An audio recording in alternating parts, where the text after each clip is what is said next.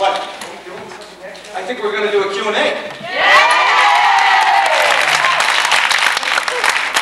So, how's everybody? I'm Jay, and your name is? Got them all, thanks. Steve Kurtzfeld is here. Did you see him? Steve, right? Steve. How you doing, Steve? Good to see you, pal. Come on.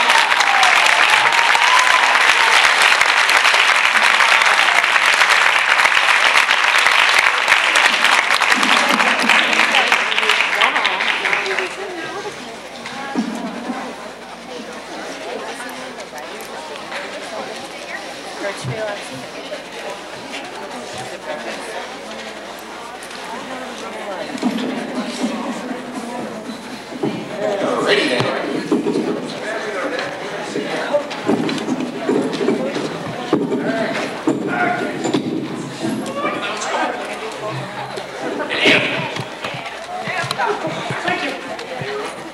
Alright.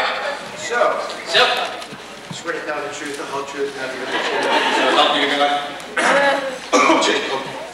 Now, let's see a show of those hands. Let's see some questions. Not too tough now.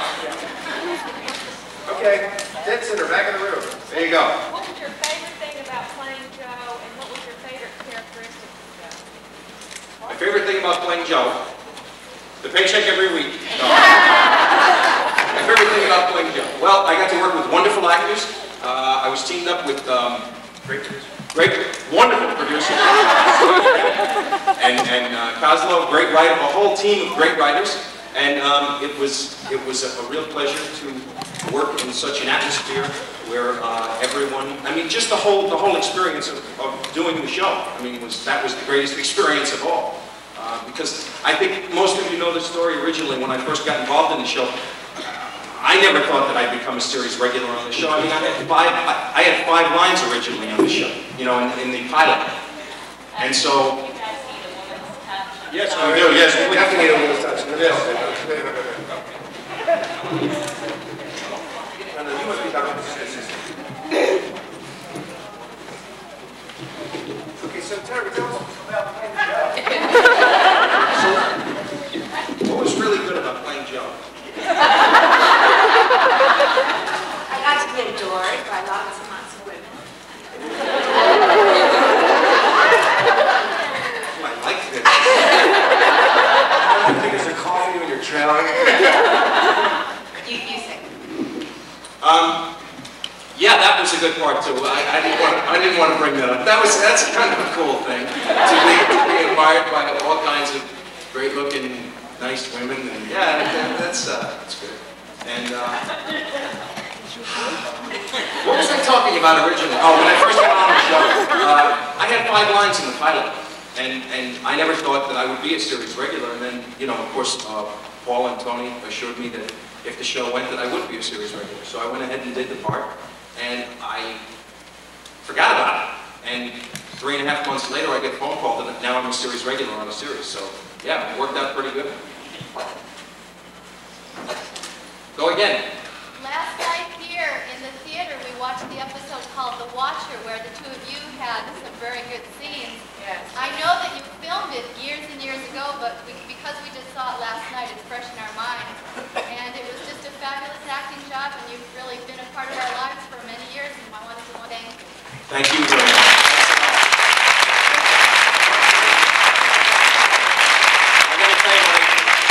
Stopped in the streets. I still get stopped in the streets because of the show, and you know, people say, "Oh, Joe Maxwell, hi!" You know, and that's really nice, and it makes me feel good. Then they say, "Okay, can we see your license and insurance?" Mr. Acovone, I'm still going to need to see your driver's license and registration and insurance card. Maybe in the red shirt, yes. Do you actually like those ugly people? This is an easy one. No, I don't. Not anymore. I liked them in the beginning. I don't like them anymore. I guess most of you know the story that when I was doing the show with the scene with Linda where I was eating chocolate-covered cheese balls or whatever they were. Something custom made by the props department, I'm sure. to get you sick. And I just thought, well, I'm just going to start popping these babies in. And I had like 3 or 4 in my mouth at a time and trying to talk and do the scene at the same time. Well, I really kind of lost touch with the fact that we were going to do this probably 6 times. Just on the master, you know, and then of course you got to do it over her shoulder, over my shoulder, you put the camera on the moon, you know, you put the camera everywhere and you shoot it from every different angle, and I forgot all about that. So I gained a great sickness that day. Funny thing that one of the things, because Jay was on the set a lot, and I was with the prop guys the day they actually, see, we were getting ready to shoot the scene and the cheese puffs hadn't arrived to be dipped in the chocolate. You know those little styrofoam packing?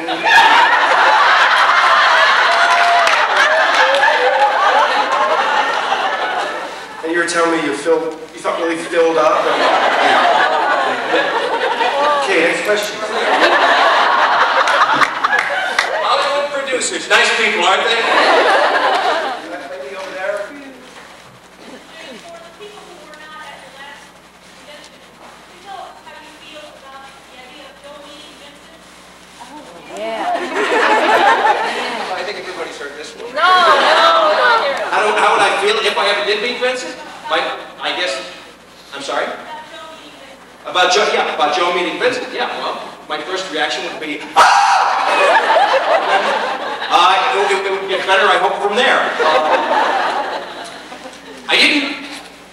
At first I did want to meet Vincent because, you know, I mean, I'm an actor, you know, you want to get into the really good scenes, and I noticed that Linda and Lon, of course, they were the stars of the show, they had all the really, really great scenes in the show, and you wanted to be a part of that. But then I noticed anyone who met Vincent died. And I said, no, I don't think I want to meet Vincent. I have to pay for my home.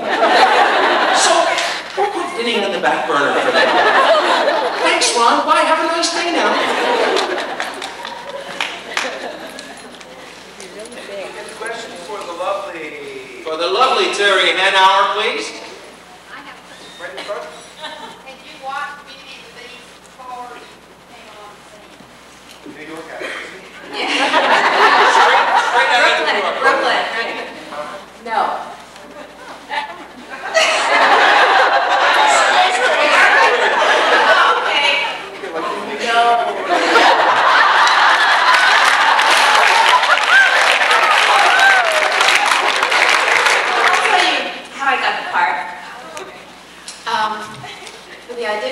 The audition was for the show, and I'm sure you know this better than me, actually, the name of the show, where I'm on the phone with her. I think it was the art gallery show, the Bluebird.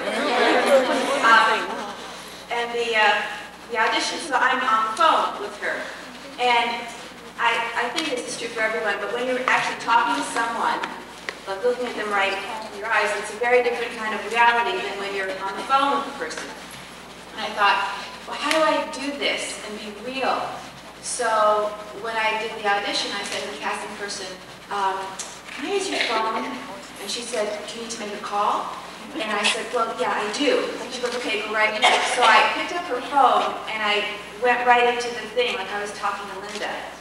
And it was great. And then at the callback, I brought a portable phone so that it was actually real, you know, like 2 girls talking on the phone. So that's a tip. But that's that story. So of course convention, so I'm not as good as these guys.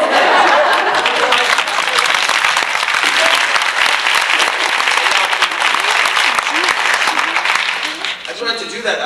When I got a car phone. The first time I got a car phone was like in 1987. And then I got my first couple of bills, and I said, oh no, this has to stop. This is a disease, you know. Oh yeah, hey, how you doing? Yeah, down to 405, you know, and then you get the bill in the mail for like $300.